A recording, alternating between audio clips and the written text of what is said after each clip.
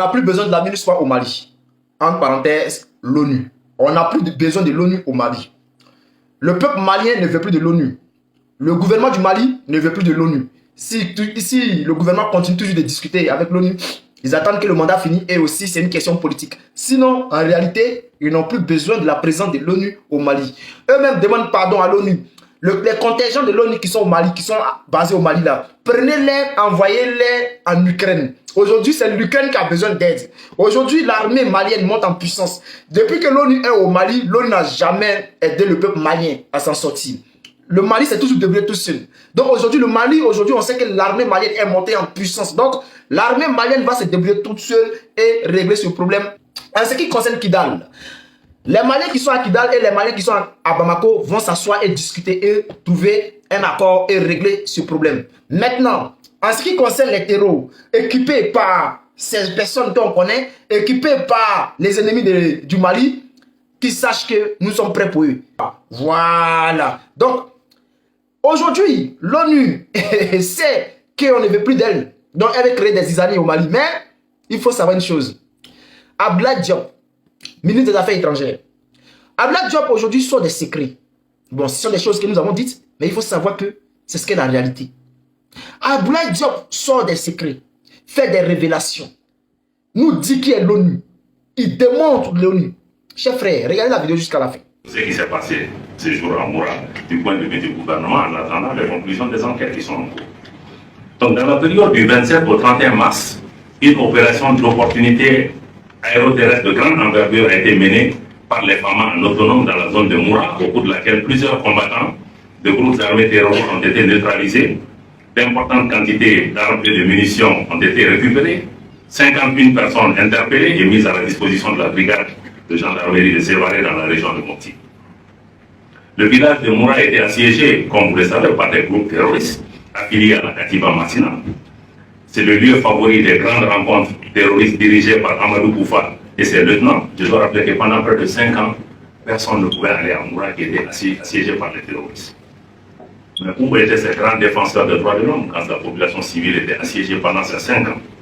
Le dimanche 27 mars, jour de foire à Moura, plusieurs terroristes se sont donné rendez-vous pour répondre à l'appel à la haine contre les femmes relayées sur les réseaux sociaux, mais également pour participer au partage de la zakat, qui est l'aumône, en tout cas, les contributions qu'on fait dans le cadre de l'islam.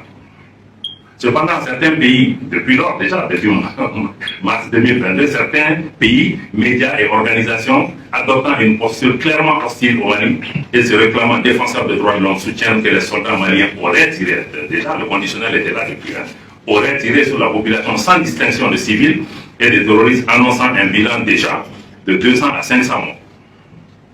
Ça c'était 2 jours après, il n'y avait même pas eu d'enquête, mais ils ont trouvé déjà ces réponses. Juste pour vous dire. De plus, le Haut Commissariat aux droits de l'homme de l'Organisation des Nations Unies a appuyé un rapport tendant à appuyer les mêmes affirmations. On vient maintenant dans le cadre du rapport actuel.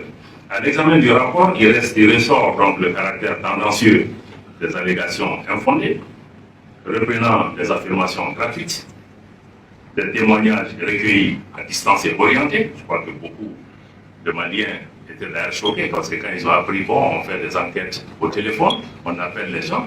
Vous imaginez que dans un village, si on vient tuer des terroristes et que les parents des terroristes prennent leur téléphone pour vous appeler, vous dites quoi? Il faut vérifier. Mais de qui vous parlez quand vous dites que les gens ont témoigné? De qui s'agit-il? Quand on dit 500 personnes qui ont été tuées, c'est quoi leur nom? Parce que les gens ont une maison, ont une identité, ont des noms. C'est qui? C'est facile de balancer des chiffres comme ça. Donc, ce qui conclut pour nous à des conclusions biaisées et des accusations contre les forces de défense et du Mali. À la suite de ces événements, conformément aux procédures en vigueur, comme cela a été indiqué dans le communiqué du gouvernement, une enquête a été ouverte pour faire toute la lumière sur les allégations de violation des droits humains. Je dois vous dire que l'état-major a fait dès le même jour un communiqué pour indiquer le nombre de victimes. Je pense que les gens qui sont partis tuer des civils, ton premier réflexe ce n'est pas de venir faire un communiqué. Je pense qu'on va chercher autre chose. Donc le 9 avril, aussitôt, un transport judiciaire de constat a été effectué par le parquet de Mopti. Ensuite, les premiers éléments de l'enquête mettent en évidence l'hypothèse d'un affrontement ayant provoqué des morts par projectiles et le constat que la grande majorité des corps sont des adultes de sexe masculin. Sur le plan sécuritaire, Il n'échappe à personne que l'intervention militaire des FAMA a été salutaire et a apporté beaucoup de quiétude à la population, signe que la défaite infligée à la Katiba Massina a permis de les désorganiser. De l'instance civile de Moura n'a perdu la vie pendant cette opération militaire. Parmi les morts, il n'y avait que des combattants terroristes. Et toutes les personnes interpellées ont été mises à la disposition de la gendarmerie. Après enquête, elles ont été transférées au service d'investigation judiciaire de la gendarmerie de Bamako, puis mises à la disposition de la justice.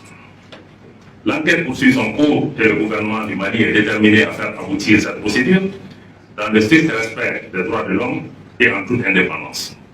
Il importe toutefois de préciser que l'enquête a nécessité des actes plus approfondis qui sont actuellement en cours d'exécution et naturellement les résultats de l'enquête seront portés à l'attention de la communauté nationale comme de la communauté internationale. Les délais nécessaires à la manifestation de la vérité doivent être respectés pour d'une part préserver l'enquête des influences et manipulations médiatiques et d'autre part donner le temps aux enquêteurs indépendants de mener leur analyse et de formuler des conclusions selon un rythme approprié. En plus de l'enquête conduite par le ministère de la Défense et des Anciens Combattants, une enquête judiciaire cette fois-ci a été ouverte sous la responsabilité du pôle judiciaire spécialisé pour montrer la bonne foi du gouvernement. Cependant, il est fort regrettable que les événements de Moura aient été qualifiés par certains pays ou organisations de massacre, et ça depuis le début, alors même qu'aucune enquête n'avait été ouverte. L'utilisation d'un tel vocable ne laisse aucun doute quant à la volonté de ces pays de tirer des conclusions hâtives de nature à influencer la manifestation de la vérité. Il est rappelé que le Mali, comme je l'ai rappelé au début, est pleinement conscient de ses responsabilités et de ses engagements internationaux en matière de droit international humanitaire comme le droit international des droits de l'homme, et que le Mali aussi, comme je l'ai rappelé aussi, est un des grands héritiers d'une civilisation profondément humaniste, qui a consacré aussi l'avènement d'une charte des droits de l'homme ici. L'armée nationale, je dois le rappeler, remplit sa mission régalienne de protection du territoire, des populations et de leurs biens. Elle s'est lancée dans un puissant processus, dans un profond processus de transformation pour être plus professionnelle, plus outillée et plus proche des populations. Elle n'a donc pas vocation, notre armée n'a pas vocation à tuer nos propres populations. L'armée malienne se fait former par les meilleurs instructeurs chez nos paysans. Tous les militaires maliens sont formés au respect des dispositions pertinentes du droit international humanitaire. Le gouvernement du Mali, je dois le dire, reste disposé à collaborer avec l'aménagement dans le cadre de l'accomplissement de son mandat qui vise à soutenir la restauration de l'autorité de l'État sur l'ensemble du territoire. Cependant, les missions de l'aménagement ne sauraient être efficaces si elles devraient interférer, voire entraver les opérations de sécurisation des forces de défense et de sécurité pour la restauration de l'autorité de l'État. Avec la montée en puissance des forces armées maliennes, de leur posture offensive aujourd'hui, l'activité militaire a atteint un niveau de saturation et une intensité qui ont surpris beaucoup d'observateurs. Dans ce contexte, la sécurité de l'ensemble des forces déployées au Mali repose sur la coordination et la déconfliction de leurs mouvements. Sous le contrôle exclusif, naturellement, du gouvernement souverain du Mali qui entend désormais exercer pleinement sa souveraineté sur son territoire.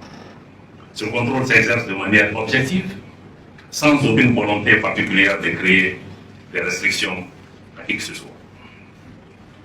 En guise de conclusion sur ce dossier, je tiens à rappeler que pour nous, encore une fois, ce rapport dit de Moura est un dossier politique qui vise à opérer des représailles et à punir le Mali pour ses choix stratégiques sous couvert des droits de l'homme. Pour nous, encore une fois, ce rapport ne répond pas aux normes internationales applicables pour des enquêtes seront exécutées avec professionnalisme, impartialité, indépendance. Pour nous, ce rapport s'inscrit aussi dans le cadre d'une conspiration, sinon d'un complot, visant à briser la dynamique de la montée en puissance des forces armées et de sécurité, mais surtout, de notre point de vue aussi, à briser la dynamique du retour à l'ordre constitutionnel. Sinon, comment comprendre la sortie d'un tel rapport au moment où nous nous engageons dans un processus important d'adoption d'une nouvelle constitution qui consacre l'irréversibilité de ce retour à l'ordre constitutionnel.